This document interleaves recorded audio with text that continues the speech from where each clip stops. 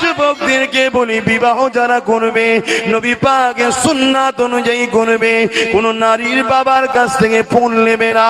এ যুবকেরা, তরুণেরা, বাপেরা, উপরন্তু তুমি নিজে ওই নারীর সম্মানের জন্য দেনমোহর দেবে, তার মূল্যর জন্য টাকা দেবে, তাকে ইজ্জতের জন্য তা খুশি করে দেবে।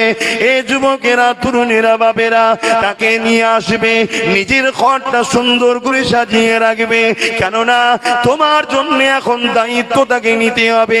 একটা স্বামীর দায়িত্ব হলো তার স্ত্রীর ভরণ পোষণের দায়িত্ব নিতে হবে, তার খাওয়া দাওয়া, তার থাকা, তার জীবনের সমস্ত দায়িত্ব নিতে হবে।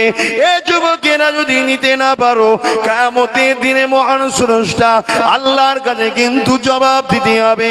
মনে করো না তোমার ঘরের স্ত্রী তোমার ঘরের চাকরানি, না না না, আল্লাহ পাক তারও মর্যাদা দিয়েছে। আর